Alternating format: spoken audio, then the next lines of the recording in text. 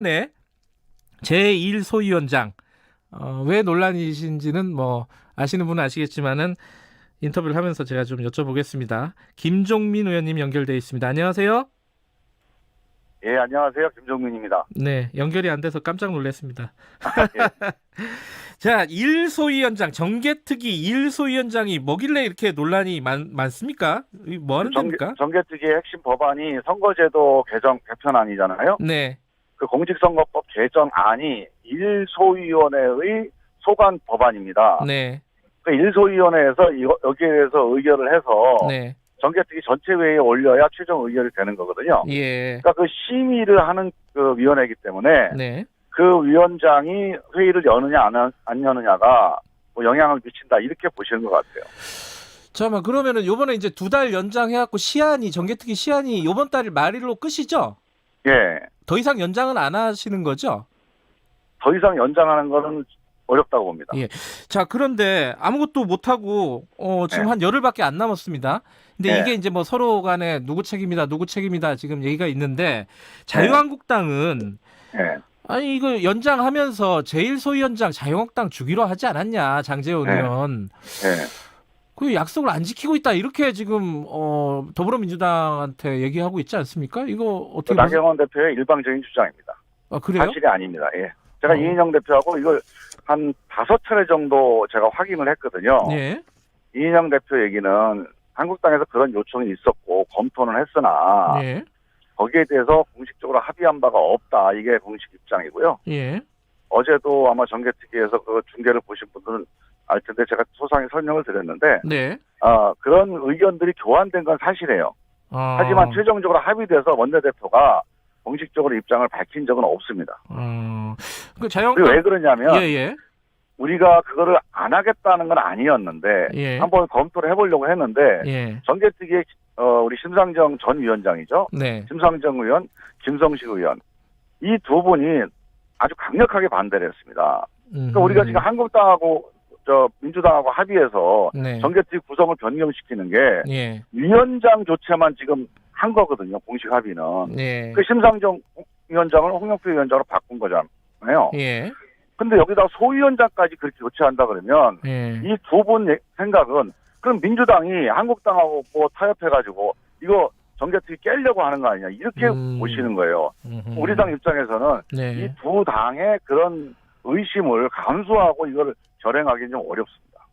그렇군요. 그 자유한국당 김재원 의원은 어제 말씀하신 그 정개특위 회의장에서 이원욱 그 더불어민주당 수석 부대표하고 합의가 됐다. 그냥 뭐 의견 교환이 아니라 합의가 된 사안이다. 이렇게 주장을 하던데. 그죠? 그거는 아니라는 개인적으로 말씀이신가요? 두 분이 예. 개인적으로 대화를 나눈 건 제가 들었는데요. 예. 김재원 의원이 수석 부대표도 아니에요. 공식적인 직위가 아닌 분들이 서로 대화를 나눈 거거든요. 네.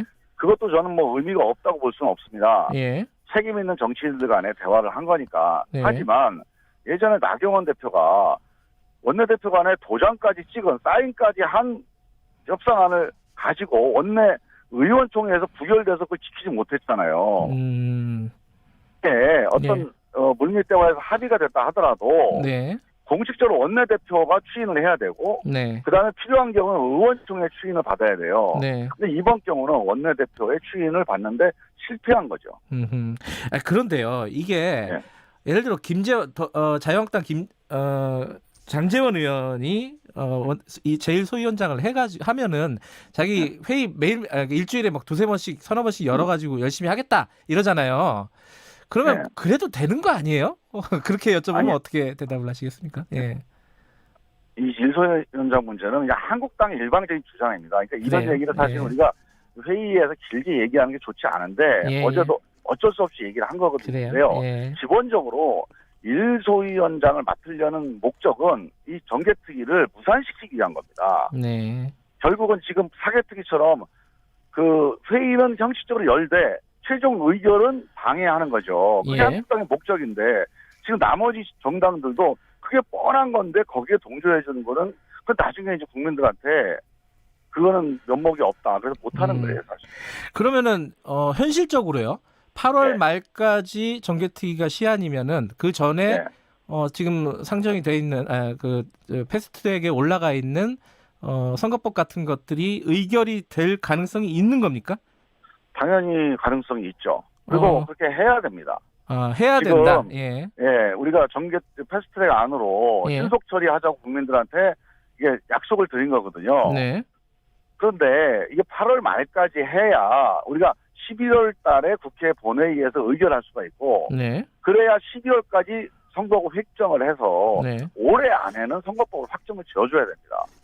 그게 내년 4월이 선거인데 네. 내년 2월까지 선거법 확정을 안 한다? 그거는 제가 보기에는 바람직하지 않아요.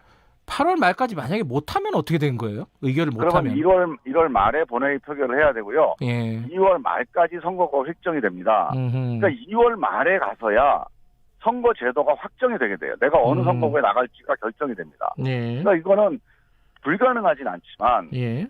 우리가 길이 있다면 그 전에 적어도 올해 말까지는 확정을 지어주는 게 되게 합리적이라고 보는 거죠. 그러려면은 8월 내에 정개특위에서 의결을 해야 되는데, 그렇죠. 예. 그러면 지금 제1소위는 현실적으로 쉽지 않고 정개특위 전체 회의에서 의결을 해야 되는 방법밖에 없지 아니요. 않습니까? 제1소위는 네. 우리가 이 정개특위가 6월 말에 연장이 된 게 네. 재구성이 된 게 아니고 예. 기존의 위원회가 기한이 연장된 거거든요. 네. 그 위원장만 바꾸자 이렇게 합의가 된 거예요. 예. 나머지는 합의가 된 게 없어요. 협의하다가 지금 중단된 거니까. 네. 그렇다면 기존의 위원회가 승계된 거기 때문에 네. 아직도 제가 1소위원회 위원장입니다. 예. 그래서 이제 만약에 전체회의에서 의결을 하려면 네. 오늘이나 내일이나 1소위원회를 소집을 해서 네. 이건 소위원회에서 결정하기가 어려우니 전체회의에서 결정합시다라고 이제 한번 결정을 해야 됩니다. 알겠습니다. 일단은 뭐 일정상으로는 그런데 자유한국당에서는 또 주장하는 게 이 자유한국당에서 낸 안이 또 있지 않습니까? 비례대표 폐지 아니죠. 뭐 이름을 붙이자면은 그것도 지금 패스트트랙에 올라간 법안, 선거제 법안과 같이 논의해야 된다. 이렇게 얘기하는데 그 여지는 있는 거예요? 같이 논의하는 거는 여지는 있는데요. 예. 문제는 이 270명 비례대표 폐지하는 안이 예. 우리가 처음에 선거법 개정은 이겁니다. 이 선거법이 승자 독식 선거법이다. 네. 그러니까 힘센 정당이 다 차지하는 선거법이고 지역적으로 편중돼 있다. 영남은 한국당, 호남은 무슨 당. 자, 이래서 고치자고 한 거거든요. 네. 근데 이게 이제 원내대표 간의 합의 사항이기도 해요. 작년 12월 달. 네. 이 비례성을 높이자. 근데 이 안은 그 합의를 정면으로 거스르는 안이에요. 네. 그러니까 누가 보더라도 이거는 선거법 개정을 하지 말기 위한, 그러니까 방해하기 위한 안이기 때문에 논의는 해볼 수 있으나 제3의 안으로 가자는 게 저희 입장입니다. 지금 패스트트랙 안이 아니고 당신들 안도 아니고 제3의 타협안으로 가자. 근데 거기에 대해서 응하지는 않고 있어요. 한국당. 이철희 의원 같은 경우에는 23일까지 법사위로 넘기자 이렇게 어제 얘기를 하더라고요. 이거 이렇게 가는 겁니까? 일정을 잡는다면은? 일단 내일 22일 날 정개특위 전체 회의를 이제 추진을 하려고 합니다. 예. 그래서 내일 아마 의결을 하자고 이제 하는 의원들이 있을 거고요. 네. 근데 뭐 한국당과 지금 홍영표 위원장께서 대화를 좀 해보시겠다고 하니 그 대화 결과에 따라서 내일이 될지 아니면 뭐 23일이 될지 아니면 다음 주 월요일이 될지. 그러니까 이거를 뭐 꼭 30일까지 끌고 갈 필요는 없는 상황입니다. 예. 근데 한 가지 궁금한 건요. 지금 선거 패스트트랙에 올라간 게 지역구 비례 숫자 뭐 이런 건 있는데 선거구 안은 없지 않습니까? 요건 어떻게 되는 거예요? 우리 공직선거법이요. 국회에서 선거 제도를 확정을 지어주면 국회의원들이 아닌 선거구 획정위원들이 있습니다. 지금 구성이 돼 있어요. 그분들이 한 달 안에 그 선거구 획정안을 결정하게 돼 있어요. 그러니까 국회의원들이 이 자기 선거구를 결정하게 되면 이해관계가 개입이 되니까 이해 충돌을 방지하기 위해서 새로 법을 만든 겁니다. 그래서 선거구 획정위원들이 결정하게 돼 있는 겁니다. 네네.